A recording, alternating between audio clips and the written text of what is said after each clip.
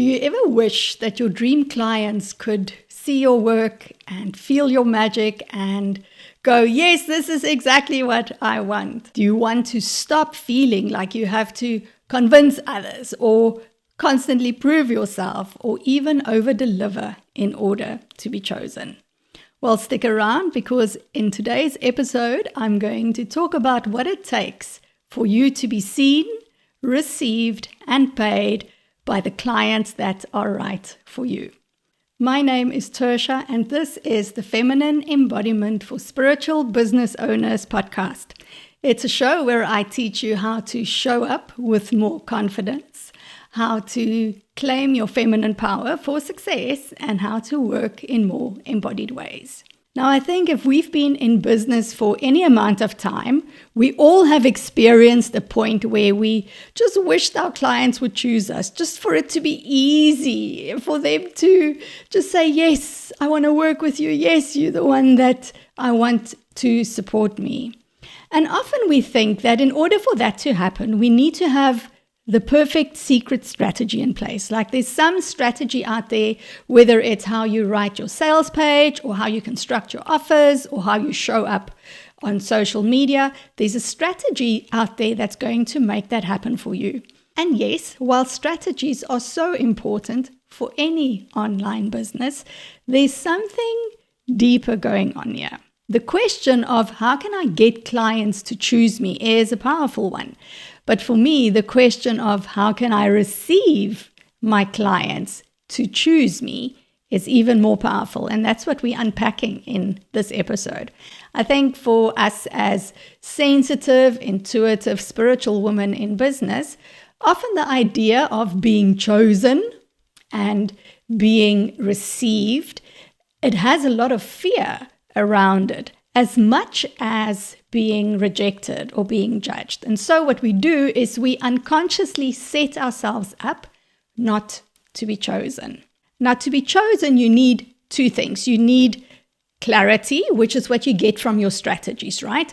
Your full expression in terms of what your offer is, how you can create transformation for your clients, and to share that in a way so that they feel seen.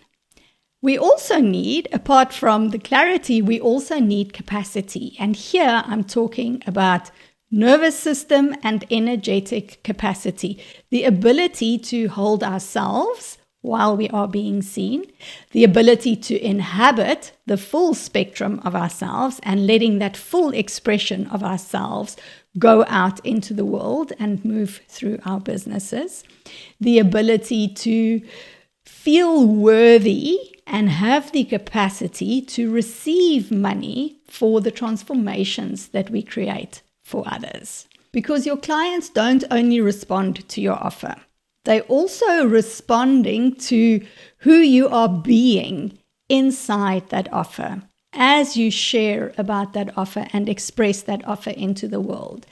They are responding to the embodiment of your self-worth. And so the relationship that you have with yourself is one of the most important key ingredients in having a business. And your business is going to time and time again reflect the relationship that you have with yourself. You're always going to bump up against the question of, is my work valuable enough?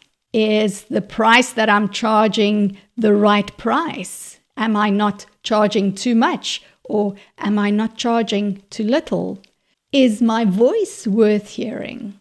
Am I worthy of people choosing me to support them in their transformation? And so we have these, as I said, these things that we do unconsciously to prevent ourselves from not being chosen. And what it looks like in your business is potentially it looks like this. You are very comfortable and very confident to help people for free. So you put out a lot of free offers, even with your friends or acquaintances or people that you are connected with on social media. You're always putting free stuff out. But the moment that you consider to start charging for your work, you have all of these excuses coming up, like you're not experienced enough, or you need enough time, or even more insidious ones that says it's not really right for you to charge for this. It just makes you feel incredibly uncomfortable if you start thinking about asking for money and you much prefer doing things for free. However, that's not what you really want. Another thing that might be a sign that we are unconsciously setting ourselves up for not being chosen is our relationship with receiving praise or compliments. How difficult or how easy is it for you to receive praise for your work or for a transformation that you've created or for something that you've done? Instead of just saying thank you, what you immediately do is you throw it back at them. You compliment them. You affirm them. You recognize something of theirs. You downplay what they say and you say, well, it wasn't such a big deal, or it's not really so important, or it wasn't so difficult to do that. And so I'm curious, what is your relationship to receiving recognition and to receiving compliments and praise? The third telltale sign is when you get very excited when someone inquires about your work. So they're booking a sales call, or they might even sign up for one of your offers. They might connect with you on DMs to inquire about working with you. And your initial reaction is extreme excitement. And then as soon as the excitement flares up, it goes away in panic and anxiety and a sense of, oh my goodness, now I'm going to have to deliver. Oh my goodness, what if I can't do this? And then the fourth way in which this can show up is when you feel guilty about charging for your work, because this is something that comes naturally to you.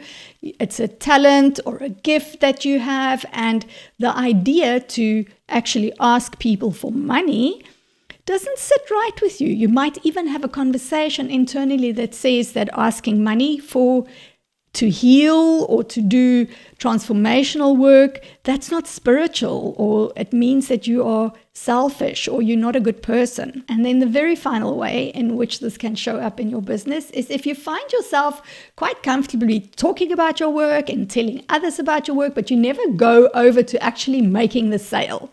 So you almost keeping everyone at an arm's distance, telling them about the work that you do, but you never allow anyone to come closer and actually buy from you, sign up with you, and pay you. So let's look now at three things. There's three things that I want to share with you that's going to support you if you find that you might have been unconsciously setting yourself up to not be chosen and you find yourself in the season of desiring more. There are three things that we need to consider. The very first thing has to do with boundaries. Now, often when we talk about boundaries, immediately we think about the boundaries on the external world, right? We're thinking about the boundaries between you and another person. So boundaries has to do with what you are available for and what you're not available for. But we don't only have boundaries externally with people, we also have boundaries with ourselves. And often what I see with many of my clients is this. We have a double standard when it comes to boundaries. So you might have a set of boundaries in place externally of how you allow other people to treat you, engage with you, speak to you. There's one set of boundaries there. But then when it comes to yourself and the boundaries that you have with yourself, there's a complete lack of boundaries where you break your word to yourself. You tell yourself you are going to do something and then you don't. You push yourself a lot harder than what you need to. Maybe you're working extremely long hours without taking care of yourself, without nourishing yourself. You might even have an extremely toxic inner critic, this voice that speaks to you in horrible, horrible ways that you would never in your life allow anyone to speak to you like that. And yet you speak to yourself like that. I've seen a link between when we have poor inner boundaries and our self-worth. So the link is this: the stronger our worth and our value in ourselves are, the stronger we stand in ourselves, the better are the internal boundaries that we can hold and the external boundaries. If we have this shaky, sandy foundation on which our self-worth is built, anything that happens in the external world can actually smash that to pieces. And then what we typically tend to do is we start doing actions and behaviors, and we start making choices to anchor our self-worth again. But we're looking for that outside. And whenever our self-worth starts feeling like this, what happens is we begin to negotiate with our own truth. So you start showing up in ways that is not really true to who you are. You start making decisions that's not aligned with who you are. And you start making business choices that you wouldn't necessarily do. And so the question that I have for you is, where in your business are you crossing or stepping over one of your own internal boundaries in order to make it easier to be chosen? The second thing when it comes to being chosen has to do with how much of yourself are you allowing to be seen. People need to see you in order to choose you. And yet, this is something that we trip up against because we then tend to show up as a curated version of ourselves. We show up as a contorted, palatable version of ourselves. We show up in ways that we think our audience or our clients wants us to be seen. If we go, okay, I'm not going to hide who I am, I'm going to show all of myself, we tend to think that this means I have to bear it all. I have to be raw and, create an online diary of my life for everyone to have insight to. And that's not what I mean either. In order to let yourself be seen, you have to see yourself first. You have to inhabit yourself first. You have to inhabit the full spectrum of who you are, your light and your dark, and your shadows and your brilliance.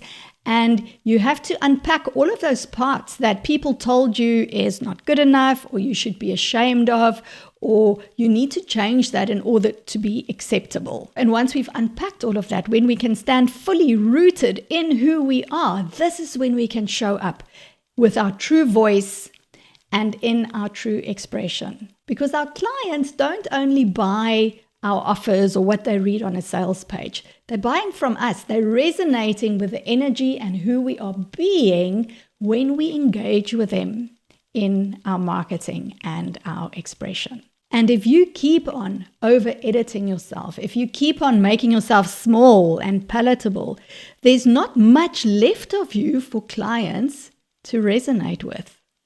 And so we want to truly show up in the fullest expression of who we are. And then number 3 on my list of how to let yourself be chosen has to do with receiving and the nervous system.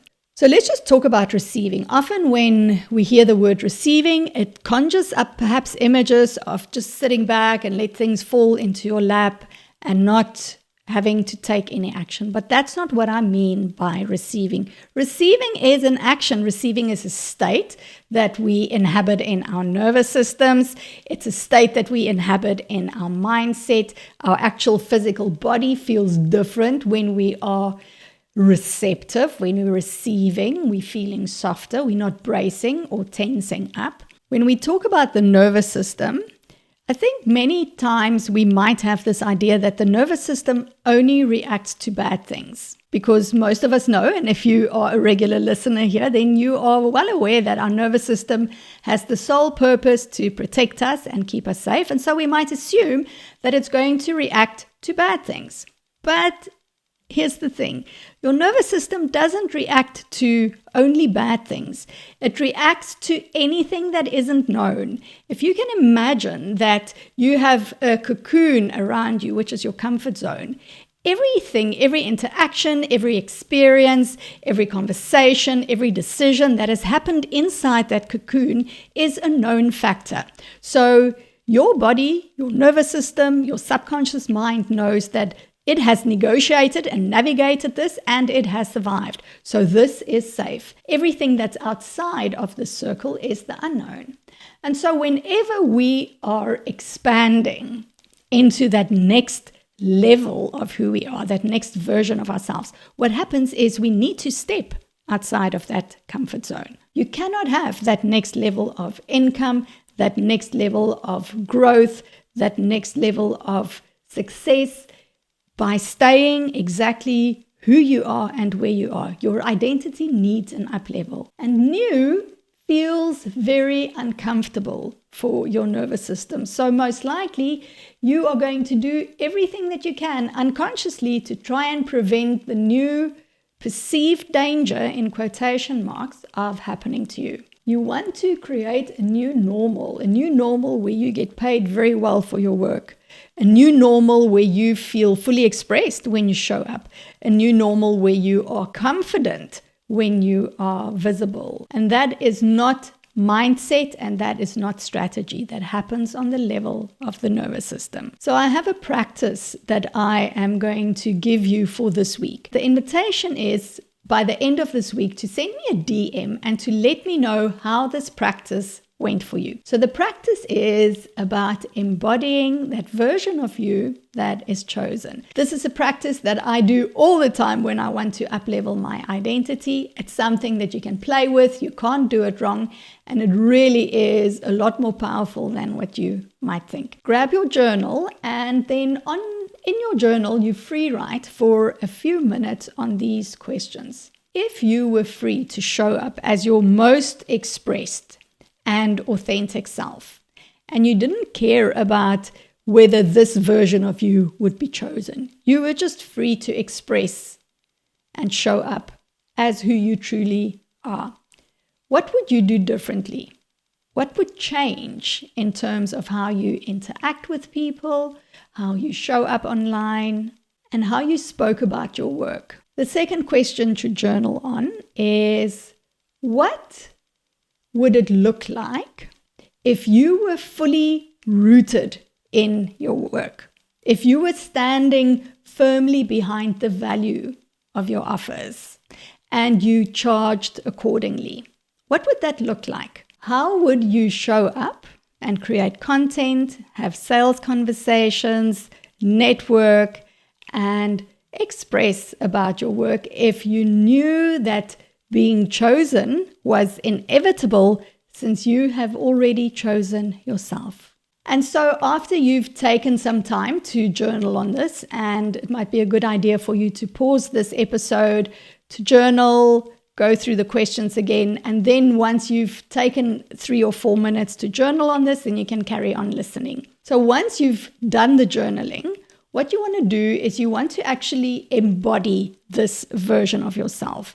And this is what makes the practice so powerful, because what we've just done now was a bit of a cognitive exercise. So it's done on the level of the mind, and you're visualizing and you're imagining what this looks like. And that is very powerful. But if you combine that with actually bringing that into the body and feeling it somatically, it actually supercharges the effects and the results. So you can go ahead and close your eyes, and this is simply to bring your awareness inwards. And then reflect back about what you wrote. This version of you that's chosen, that's standing rooted in her self-worth, that has chosen herself already, that is in right relationship with herself, that is not afraid to speak up and express as the full spectrum of who she is, and that stands deeply and unwaveringly behind her work. How would she move through her day? How would she dress? How would she speak to herself? How would she engage and interact with other people? How would she show up in client calls? How would she show up when she's having a sales conversation? Play around with this and see, what does this feel like inside you to be this woman?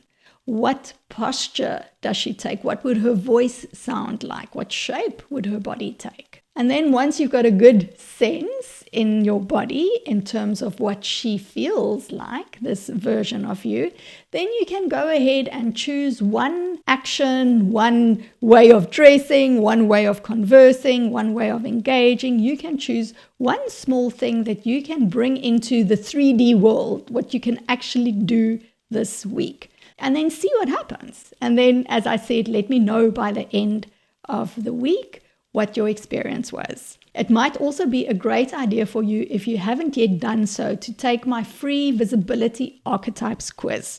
This quiz is going to identify what your visibility archetype is, and it's also going to show you how you can show up more consistently, more confidently, and more magnetically in your business.